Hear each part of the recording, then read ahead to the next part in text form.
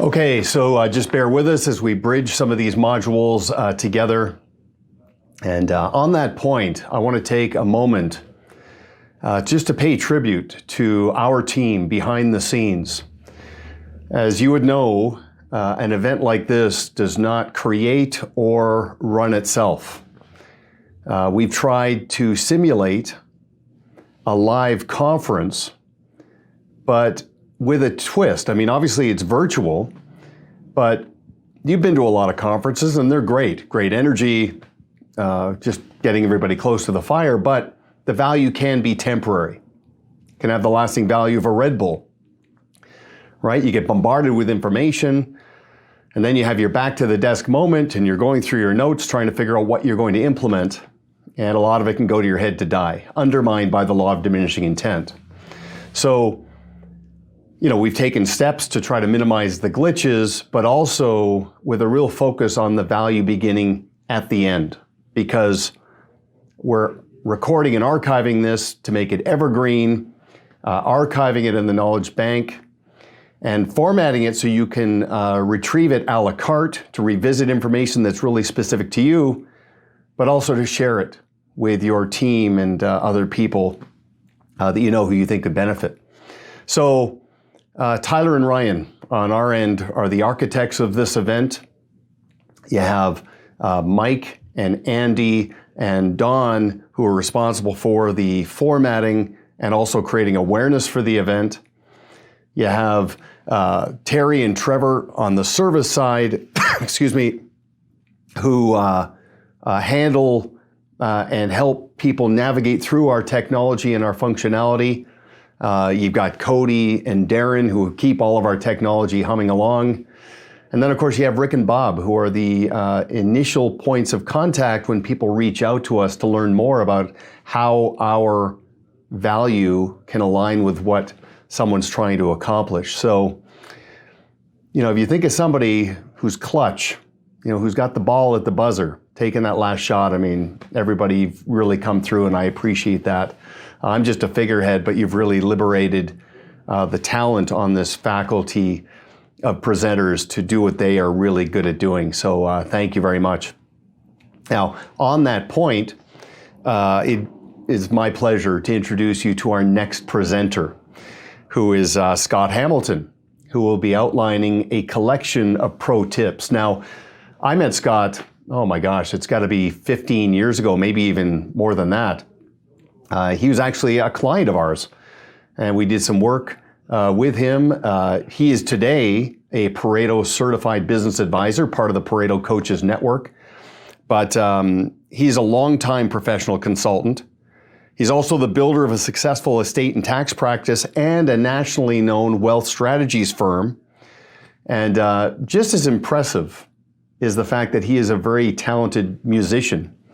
And at the end, when I come back on, we'll be unveiling, its worldwide debut of the Pareto jingle that Scott put together, and no small feat to build in to the lyrics the phrase, a work optional lifestyle. So kudos. You're in for a very special treat here. Scott will be discussing a collection of pro tips, as I mentioned, that work primarily around structure within your team and communication with your team and your clients. And again, a really key quality of Scott's is that he is an early adopter of technology and refinements that can elevate your deliverables. So with that, Scott, take it away.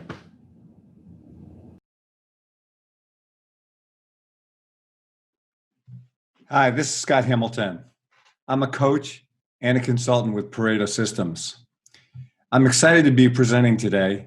I'd like to thank Duncan and everyone at Pareto for inviting me to be part of this session.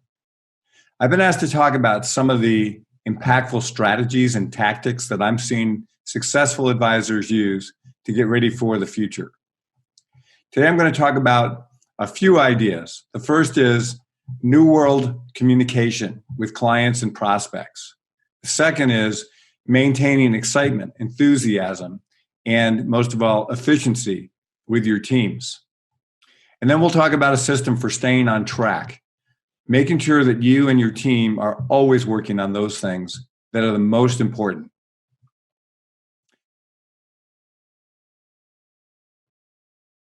Let's start out with New World communication with clients and prospects. So the key tip here is use video. Now, I know a lot of advisors are not big fans of using video for video conferencing. They tell me it's a pain. They have to schedule calls.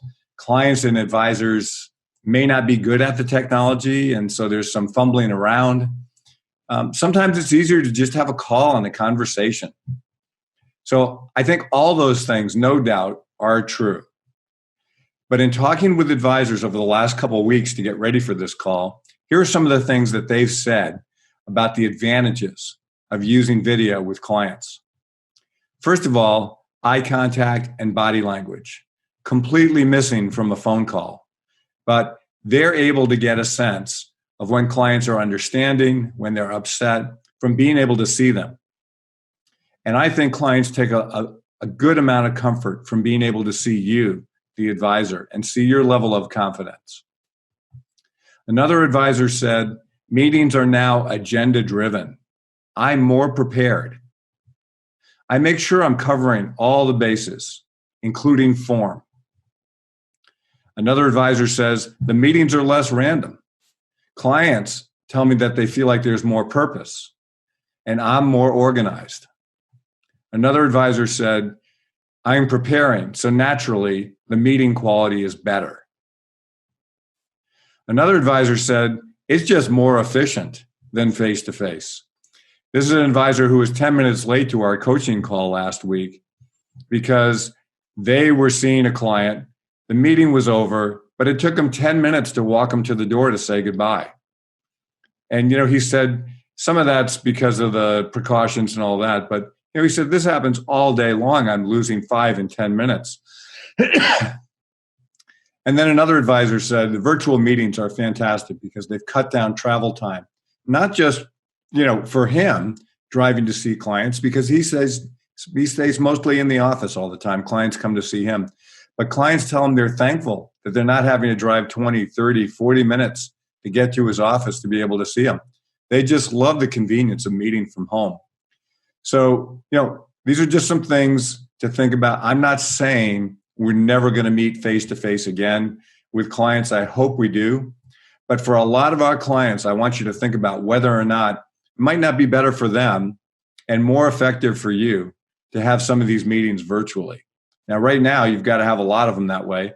But nonetheless, think about this going forward as a strategy to save you time, save them time, and still have really, really good quality meetings. So I've also done a couple of videos that Pareto, I'm sure, will include in the notes. They're on the Pareto Knowledge Bank on basically how to set yourself up for an effective virtual meeting online, how to run those meetings, and also some technical things about those, about video conferences that you probably want to watch if you're not doing already. Also, I do have a number of advisors who are moving their prospecting and their new client process online. I think it's completely doable. What I see being effective is that they're giving their clients a choice. Hey, you can wait until the future when we can get together, or we can just get started right now. If a client has an issue and they've sort of committed to working with you, they most likely want to get started right now. So give them that option. But keep in mind that this is something you should practice, right? So if you're in the Pareto process and you're familiar with the first meetings, you want to make sure that all your meetings go smoothly as they would face-to-face. And that means practice.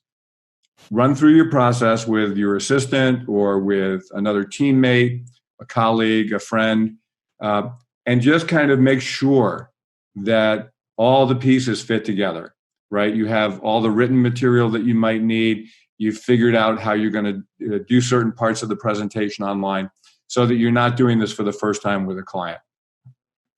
A couple of other things about video: use easy meeting software. I use Zoom, but I know people get plenty of good results with other types of software, but make sure it's easy, not just for you, but for your clients, and practice with it so that you get good. I've got more details, as I said, in those videos, but definitely practice. And then get some lighting. The one thing I see from most advisors on video is that they don't have good lighting. So they're in the dark. If they're using a virtual background, it's not working as well as it could because of lighting. You can buy a ring light online at Amazon. It's kind of looks like a ring, and it's dimmable. So you can have high bright or you can have low bright, whatever works for you.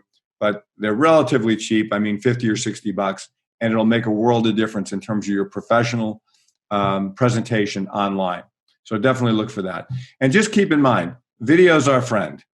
I know it's not the same thing as being there. I love being face-to-face with people, but advisors are telling me that they can be way more efficient using video.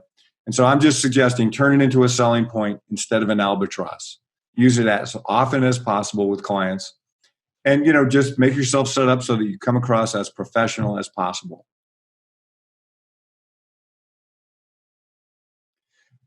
The next thing I'd like to talk about is communication with your team.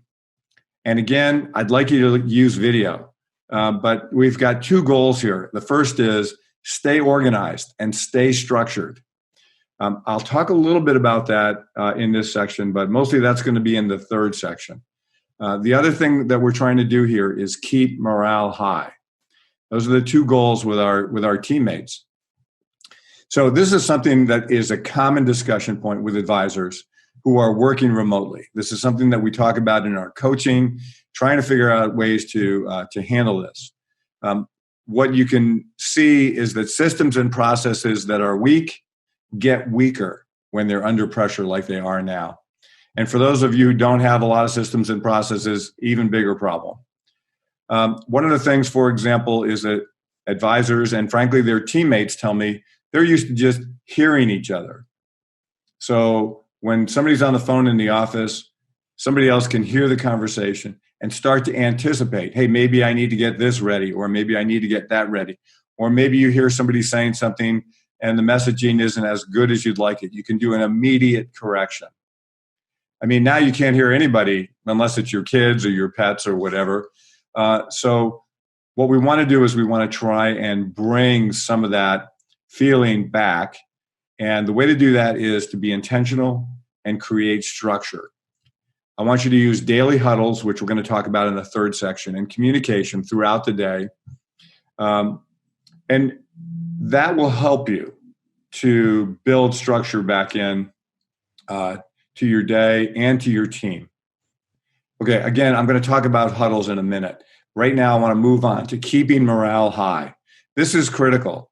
Again, in the office, we're constantly having conversations, incidental conversations, but they're meaningful. They're relationship building conversations, whether they're about sports or dining out or family or whatever. All that's missing now. So again, we want to find a way to inject it back in. So the first thing I would tell you is don't use instant messenger or email as much as you do. I know it's convenient as can be, right? To just quick zip something off. Hey, do this. But I'm going to suggest you start picking up the phone more or using a pre-scheduled video conference to talk to your team members to get this same information across. I mean, people need interaction. A lot of people are alone in their homes, and they're completely craving interaction, and they're missing, what they got in the office. And I've had team members tell me, hey, sometimes I get an instant message or a text or an email, and I just feel like the advisor's telling me, hey, I don't have time for you. Or I'll read it and I'll say, hey, did I do something wrong? Now, I know the advisor, wasn't trying to send that message, but that's the way it was received. And unfortunately, that's the problem with text and email. It just doesn't come along with the human inflection in the voice. So I'm not saying never use instant messenger and email. I'm just saying be thoughtful again about how you might use the phone or a regularly scheduled video conference to get a lot of this same information across. The other thing I want you to do is I want you to start thinking about form information on your teammates, stuff that you know about them. So, for example, have an advisor client who's here in Chicago, whose assistant every year, at least once a year, goes to New York with her husband, and they just go for a week of Broadway shows. Well, that's canceled for this year. But the advisor knew this and mentioned it to me, and it just so happened that somebody had told me about this. It's kind of like Netflix for Broadway shows. Anyways, I was able to connect him, and he signed her up for a monthly subscription for like $9. She can watch tons of Broadway shows with her husband. I know it's not the same as going to New York, but she loved it. She loved the gesture, and she's loving watching these shows on TV.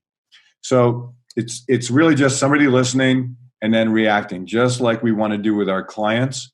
We can do the same thing with our teammates. Okay, the other thing I want you to do is think about is regularly scheduled video conference, maybe like one a day. Some advisors are doing two, one in the morning and one at the end of the day. But the idea here is, again, we're trying to replicate being in the office because it's good for morale. It's good for people. And if we want to be successful going forward, we've got to support the people who are supporting our business and making our business successful. So if you're going to do video conferences, here's just a thought. I see a lot of advisors going out of their way to make these video conferences fun. Okay, now sometimes you've got very serious things to talk about, but one advisor told me there's always room for my stupid joke of the day. Every meeting he starts, he's got some ridiculous joke. Some people would call them dad jokes or whatever. I mean, they're just not funny, right? But it's become part of their culture. Another team holds a weekly happy hour virtually. I do this with friends of mine. It's so funny. These are people that I would see maybe twice a year, people that I've known forever. We've gotten closer and closer in this time because of video conferencing. Every Friday night, we get together, 6 of us, and we have a glass of wine, and we just talk for an hour or two. And it's great. We are closer than we've ever been. You can do the same thing with your team. Another team had they have a weekly silly mask contest. So, people come on to the meeting wearing masks, and, some of them have funny faces or whatever, words, but they're just having a little bit of fun. Another team had come up with the wackiest Zoom background. So, you can change backgrounds in Zoom. I think everybody knows that by now. Well, they would have like every week somebody had to come in with whatever they thought the craziest background was. Again, they're just having fun. It only takes, a minute or two, but it can make all the difference. That interaction in the office, it gets taken for granted, but it's an important part of every business day. So don't let it slide. And remember that a little creativity goes a long way. If you're not like creative in these ways, get your staff to do it. Get them involved. Say, hey, listen, we want to come up with some fun things to do. Let them take the stroking oar on that. Okay, again, tips. Use easy-to-use software for yourself and your staff. Hopefully it's the same one you're using with clients, so you're not changing. But make it so that it's easy to use, so you actually use it. Hold meetings at the same time every day. And attendance is not optional. If somebody's sick or they're on vacation, okay, but otherwise they should be there. You'll find some more tips about this on my video series. And again, it's on the knowledge base in Pareto. So I'm not going to repeat it. I'm just going to refer you over there. So use video as often as possible with your staff, with your clients. Use it with your staff to maintain morale, structure, and accountability.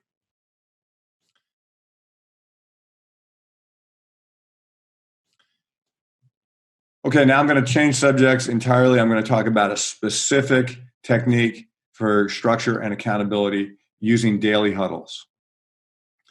The idea here is, we are all, to some degree, good goal setters and goal achievers. I mean, we wouldn't be successful if we weren't at some level. Most of the advisors I work with, by any measure, are already successful, and they're looking to take it up. Okay, now in order to do that, they have to have a vision. Where do they want to go? What's their goal? What's it look like? How will we know when they get there? Okay, and then what do we need to do in terms of steps to reach those goals? And so one of the things that I've been working on with the teams that I work with for probably the last couple of months is a concept called daily huddles. I'd heard about this from one of the teams I work with, and at first I just wasn't sold on it. I just didn't understand it really. But I thought, this is a legitimate concept coming from a successful team. So I started to try it out with some other teams, and I was seeing results. They were seeing results, more importantly, almost immediately. So what's this all about? The idea here is kind of a question. What would life be like if you knew that everybody on your team was working on a key business priority every day of the week? Something to move that business forward. I don't necessarily mean client work, more in the lines of working on the business. Now, there'll be a template that goes along with this talk. I'm not sure where it's going to be. I may put some slides in after I record the video, but either way, there'll be a template available for you that you can use for your huddles. And the template is a way of ensuring that the team, everybody on the team, is working on something important in the business. Okay? I'm going to talk about the template first, what's on it. Then I'm going to talk about some tips about the template. So the template itself is really simple. It's got 3 parts to it. It's got wins, so successes. It's got priorities, so usually 1 or 2 things. And then it's got roadblocks or places where people might be stuck. Okay. So let's talk about the purpose of these 3 sections. Your wins or your successes. Now, I've seen advisors do a couple different things with these. Sometimes they're just general, like we interviewed a new client and agreed we're a good fit. That could be a win. But I think in your huddles, what you want to report on is your win should be directly related to yesterday's priority.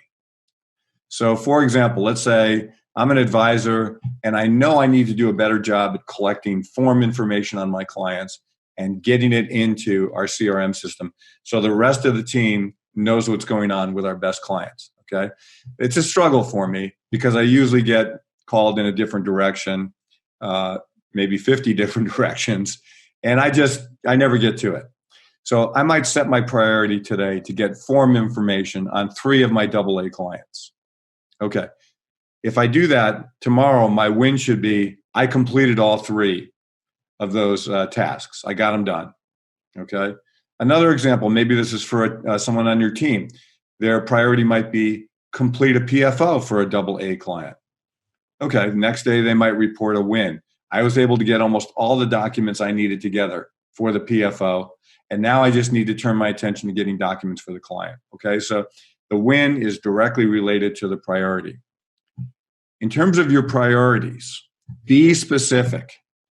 I have had several teams when we started out doing huddles where some people on the team would just come with their to-do list, and they would just simply hold it up and say, my priority today is to keep working on my to-do list. Okay, we want to be more specific. I want to know who or what specifically are you working on, and why is it important? If it's client work, for example, what's the client's classification? Are they a AA or a AAA? In this particular case that I'm just referencing, people on the team were on their to-do list. They had a lot of clients who were C's and D's that they were working on, and actually that gave us good information because we were able to go back and talk to them about client classification to make sure they understood the importance of that and to understand how they should prioritize their day.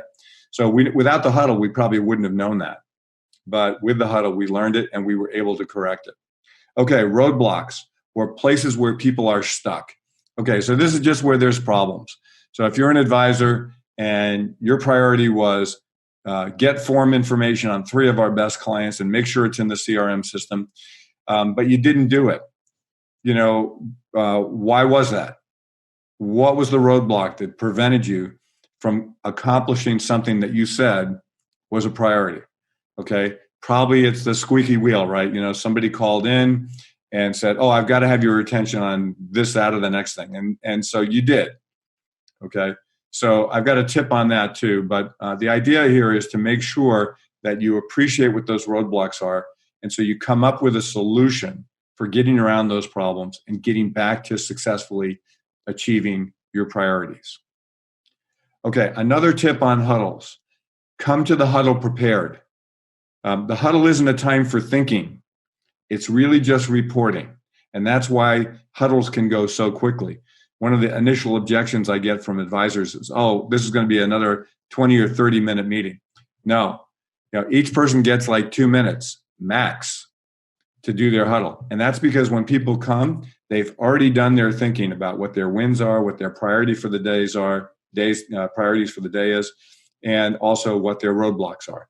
This is a time for reporting. It's also not a time for problem solving. So do your thinking ahead of time.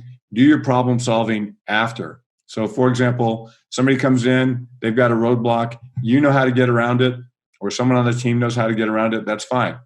That's a quick, hey, Dorothy, see me after the meeting, we can solve this problem, okay? But don't tie up the whole team on that. Okay, the huddle should be short. And if you're all together, you would think about doing it standing up. In fact, some people call it stand-ups. But basically, if everyone does their thinking before the huddle and is just reporting, 30 seconds for wins per person, maximum of a minute for priorities, and 30 seconds for roadblocks. So you can see, each person gets like 2 minutes because we're not doing our thinking in the huddle and we're not solving any problems. Okay, now if you're a small team and you want to go off the script, as Duncan says, you live by the rules you set. But the way huddles are designed, they're designed to make sure we're focusing on our priorities, establishing them, and getting them done. Okay. Now, I know also that not everything can be done in a day. So we may have projects that we're working on that are big priorities. We want to get them done, but they can't be done in a day. But with some thought, almost every project can be broken down into some kind of a bite-sized piece. And then it's the bite-sized piece that becomes the priority. What am I doing today that's going to lead me to completion of this multi-day, maybe multi-month project?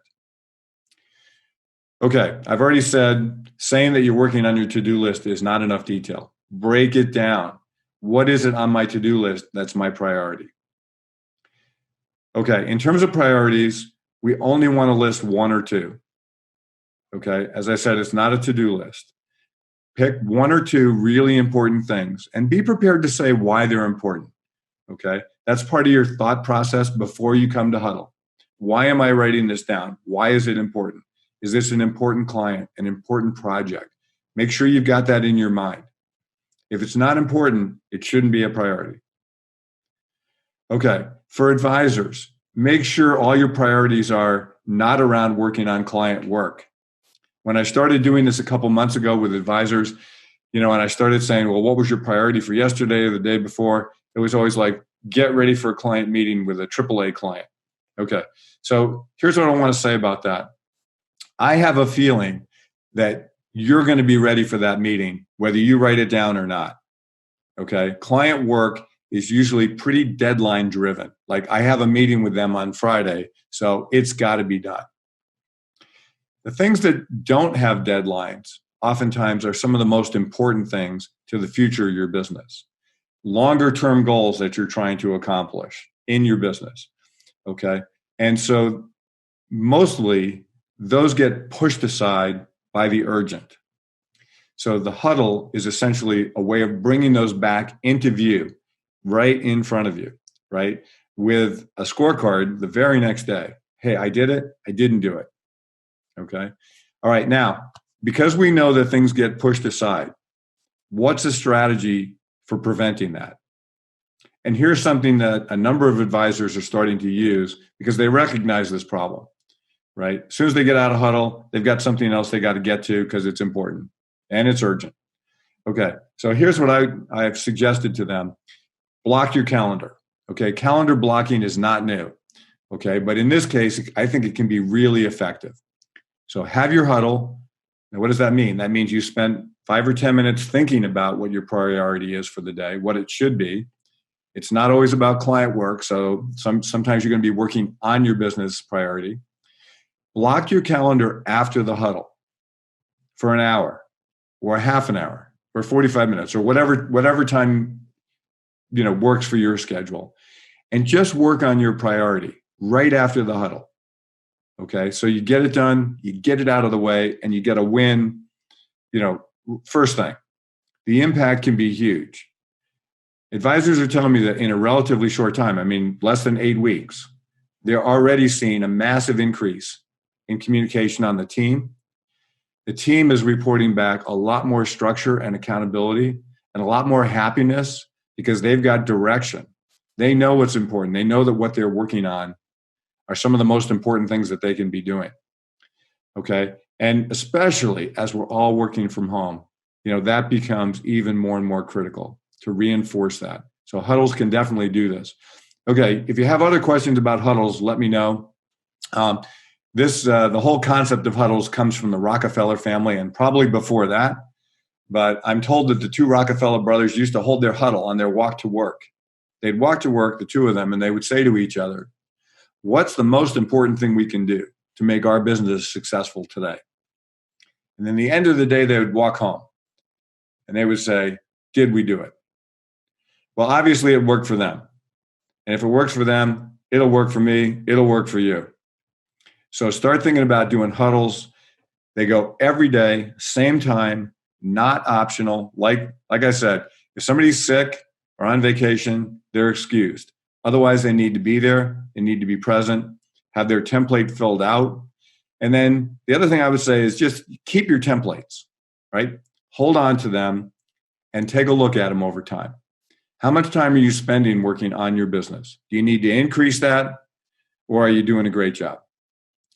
Okay, so institute daily huddles. It'll help you stay structured, accountable. More importantly, it'll make you massively more powerful in the future. All right, I hope this has all been helpful. Obviously, if there's any questions, feel free to reach out. I hope you have a fantastic future, and thanks for being with me today.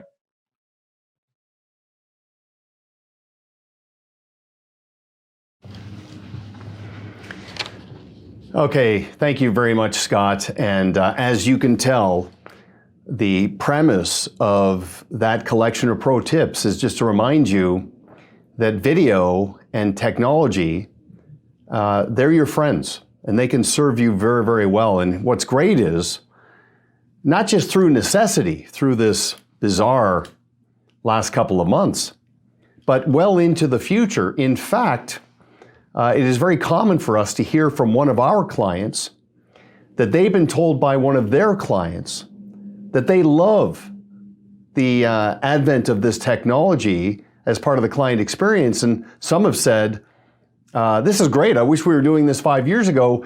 And can we continue to do this when things revert back to normal? So very efficient for you. And from a productivity perspective, giving you that reach and the gift of time to create advocacy and get ahead of money in motion, and of course, the countering of loyalty fatigue to competitor-proof your relationships. It can serve you well. So if you want to use and adopt some of the things that Scott talked about into your deliverables, visit ParetoSystems.com or reach out to Rick and or Bob on our end to learn how we've woven that into our consulting deliverable when you engage with one of our accountability partners and business advisors.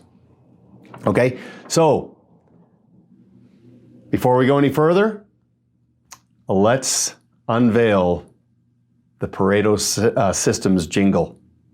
All right, so take it away.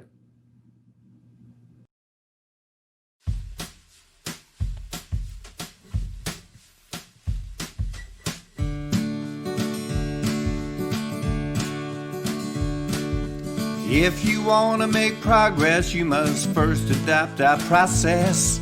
Our clients reach their potential because the process is sequential. Plateau elimination happens when there's implementation. We've got the solution, you just mix in execution. If you want your business to grow, grow, grow, now's the time for you to consider Pareto. When it comes to coaching, we got one-on-one, we got groups, self-study too. Find the best approach for your clients, yeah, the best approach for you. Keep in mind, it's not the wind, it's the set of your sails. Look around the marketplace, the other systems pale.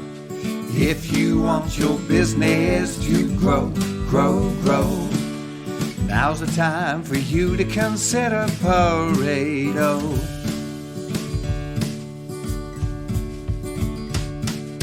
If you aspire to a work optional lifestyle, then you meet our ideal client profile.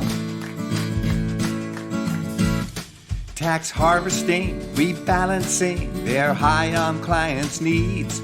But it's top shelf client service that leads to referability. When compliance comes a calling about a client that he don't know, bring him back to his happy place by showing the PFO. If you want your business to grow, grow, grow, now's the time for you to consider Pareto systems.